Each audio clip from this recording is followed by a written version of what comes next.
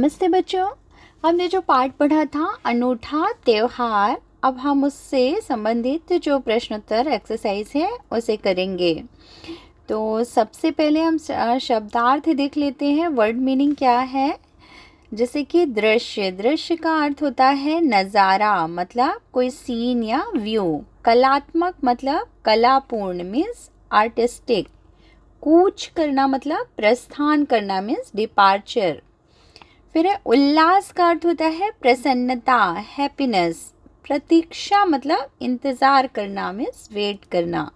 ये कुछ important word meaning है।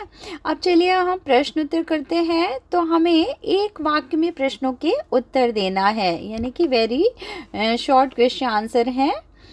तो पहला प्रश्न है, फूलों की रंगोली का त्यौहार कब और कहाँ मनाया जाता है? तो उत्तर है फूलों की रंगोली का त्यौहार पुर्तगाल में और जून के मंथ में, यानी जून के महीने में मनाया जाता है।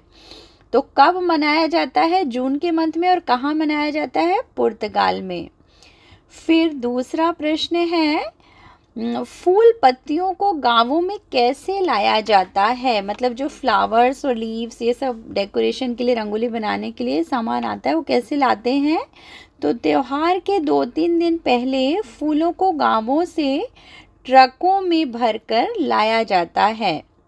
तो मतलब कि ट्रक में भर के फूल और पत्तियों को लाया जाता है।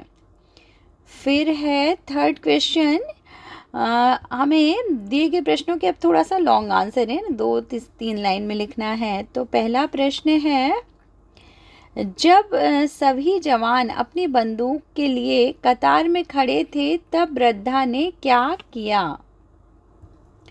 तो इसका उत्तर है, तभी एक वृद्धा अपने फूलों की टोकरी के साथ वहां से निकली। जब सभी जवान मतलब युद्ध के लिए तैयार थे, तो वो अपनी राइफल यानी बंदूक लेकर के खड़े थे। तब वृद्धा मतलब एक ओल्ड लेडी जो थी, उसने क्या किया, अपनी फूलों की टोकरी के साथ वहां से निकली और वे सभी जवानों की बंदूकों की नली में एक एक गुलाब का फूल यह कहकर डालने लगी कि हमें युद्ध नहीं, शांति चाहिए। मतलब हम कोई वार नहीं चाहते, हमें पीस चाहिए। फिर इसके बाद अगला प्रश्न है, लोग फूल पत्तियों का क्या करते हैं? यानी फ्लावर्स और लीव्स हैं, उनका क्या करते हैं? तो इस त्यौहार में लोग फूलों की पंखुड़ियाँ यानी कि पेटल्स को तोड़कर अलग अलग रंगों के ढेर बनाते हैं, यानी एक जगह उसको कलेक्ट करते हैं। फिर उन सुंदर फूलों और पत्तियों से सड़क को सजाते हैं। फिर अगला प्रश्न है, पाठ के अनुसार शाम को मतलब इवनिंग में जुलूस में क्या करते हैं? यानी जुलूस निकलता है, एक रैली निकलती है, तो उसमें क्या करते हैं? तो शाम को जुलूस में घोड़ों पर जवान यानी कि जो सोल्जर्स होते हैं या यूथ होते हैं, वो सब घोड़ों पर, और चर्च के पादरी और बच्चे भाग लेते हैं, यानी कि पार्टिसिपेट करते हैं। और सड़क के किनारे खड़े लोग उनका अभिवादन करते हैं, यानी उनका वेलकम करते हैं, स्वागत करते हैं। और जुलूस में शामिल लोग फूलों को एक दूसरे पर उछाल कर, मतलब एक दूसरे पर फेंकते हैं, ऐसे एक दूसरे के ऊपर, और आनंद पूर्वक तरीके से त्यौहार मनाते हैं। और फूल उछालते हुए वे प्रार्थना करते हैं, ये प्रेयर करते हैं कि विश्व भर में शांति बनी रहे, यानी कि पूरे वर्ल्ड में वो पीस के लिए प्रेयर करते हैं। फिर नेक्स्ट क्वेश्चन है, अब हमें 30 से 35 शब्दों में उत्तर देना है, मतलब 3 से 4 लाइन में। तो प्रश्न है, यह त्यौहार किस प्रकार सारे गांव को एकता के सूत्र में पिरोता है? मतलब यूनिटी में किस प्रकार से इस फेस्टिवल से गांव में या विलेज में पूरे एक यूनिटी आ जाती है? तो उत्तर है, इस त्योहार की तैयारियों में पूरे गांव की कोई ना कोई भूमिका होती है। मतलब भूमिका होने, रोल होना, हर कोई, मतलब इस गांव का हर एक मेंबर इसमें पार्टिसिपेट करता है, इसकी प्रिपरेशन के लिए सबका रोल रहता है। कुछ लोग फूलों को लाने का काम करते हैं, तो कुछ उन्हें छांटने की, कुछ उन्हें सड़कों पर सजाने का, और कुछ काम में जुटे लोगों की सेवा टहल करने का। फिर सब मिलजुल कर इस उत्सव को उल्लास के साथ मनाते हैं। इस तरह यह त्यौहार सारे गांव को एकता के सूत्र में पिरोता है। ये क्वेश्चन थोड़ा इम्पोर्टेंट है, इसको अच्छे से पढ़ लेना। इसके बाद अगला प्रश्न है, बूढ़ी माँ ने बंदूक में फूल डालकर क्या संदेश दिया, यानी क्या मैसेज दिया। ये क्वेश्चन भी इम्पोर्टेंट है कि क्या मैसेज ने वो वृद्धा या बूढ़ी माँ ने जवानों की जो बंदूक थी उसकी नली में फूल डालकर क्या मैसेज दिया।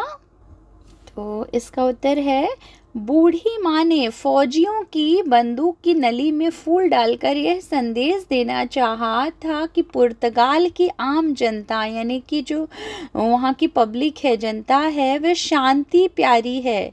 मतलब उसे शांति पसंद है, पीसफुल चाहिए, उसे युद्ध नहीं चाहिए, उनको कोई भी वार नहीं चाहिए। तुम भी शत्रु को बंदूक से नहीं प्यार से जीतने की कोशिश करना। मतलब कि वो ये मैसेज देती है कि फूल डालकर बंदूक में कि हमको कोई भी युद्ध नहीं चाहिए। यहाँ की जो कॉमन पीपल या आम जनता है वह शांति चाहती है, उन्हें कोई युद्ध नहीं चाहिए। और तुम भी युद्ध को प्यार से जीतने की कोशिश करना, लड़ाई या मार पीट के नहीं। फिर अगला प्रश्न है, अनूठा त्योहार का संदेश अपने शब्दों में लिखो। इसका संदेश या इसका मैसेज इस पार्ट का या उद्देश्य, इम्पोर्टेंट क्वेश्चन है। इसका क्या है, तो उत्तर है, अनूठा त्योहार से हमें यह संदेश मिलता है कि कोई भी युद्ध कभी किसी समस्या का हल नहीं होता। इससे जान और माल की हानि होती है, आर्थिक सुरक्षा का नुकसान भी होता है। इसलिए शांति बनाए रखने के लिए बातचीत का तरीका अपनाना चाहिए।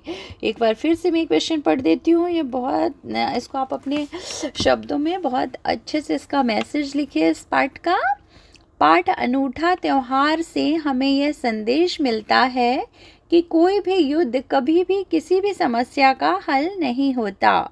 इससे जान और माल की हानि होती है, आर्थिक सुरक्षा का नुकसान होता है। इसलिए शांति बनाए रखने के लिए बातचीत का तरीका अपनाना चाहिए। तो इसका अर्थ यह है कि हमें कभी भी ना कोई भी समस्या, यानी कोई भी प्रॉब्लम, इसको सोल्यूशन, कोई भी लड़ाई झगड़ा या युद्ध नहीं होता है उसका सोल्यूशन। उससे क्या होता है, बहुत सारे जान और माल, मतलब ये उसमें जान भी जाती है, युद्ध में डेथ होती है कितनी, माल यानी सामान सामग्री का नुकसान होता है, यानी कि उसकी इकोनॉमिक कंडीशन भी कमज़ोर हो जाती है। और शांति बनाए रखने के लिए हमें बातचीत करके ही समस्या को सुलझाना चाहिए। तो ये था प्रश्न उत्तर। आप इसे पढ़िए, समझिए, फिर हम मिलेंगे अगले वीडियो में। तब तक टेक केयर, बाय बाय।